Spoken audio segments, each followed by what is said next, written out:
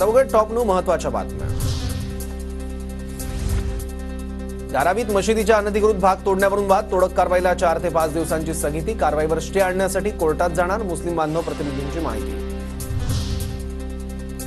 मुंबईच्या बीकेसीमध्ये हायकोर्टाच्या नव्या इमारतीचं भूमिपूजन होणार, भूमिपूजनाच्या कार्यक्रमासाठी सरन्यायाधीश डी.वाय. चंद्रचूड मुंबईत।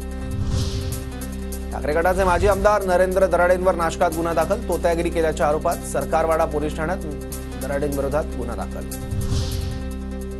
विधानसभेच्या आचारसंहितेपूर्वी राज्यातील महत्त्वाकांक्षी प्रकल्पांचं काम सुरू करण्याचं नियोजन, 45,000 कोटींच्या प्रकल्पाचं पंतप्रधान मोदींच्या हस्ते उद्घाटन करण्यासाठी हालचाली। केंद्रीय निवडणूक आयोगाचे मुख्य आयुक्त राजीव कुमार 26 सप्टेंबरपासून 3 दिवस मुंबई दौऱ्यावर, आगामी विधानसभा निवडणुकीच्या तयारीसंदर्भात आढावा घेणार। अंबाबाईच्या चरणी भाविकांकडून 1,84,40,000चं दान, कोल्हापूरच्या देवस्थान समितीकडून मोजणी सुरू। सोन्याच्या दरात 500 रुपयांनी वाढ, सोन्याचा दर 75,100 रुपयांवर तर चांदी प्रति किलो 89,000वर।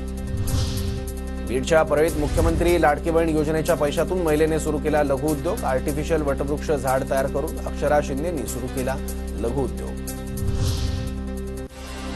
24 ते 29 सप्टेंबर दरम्यान मुंबई ठाण्याला जोरदार पावसाचा इशारा, तर नाशिक, अकोला, संभाजीनगर, धुळ्यासह इतर जिल्ह्यात मुसळधार ते अतिमुसळधार पाऊस पडण्याचा अंदाज।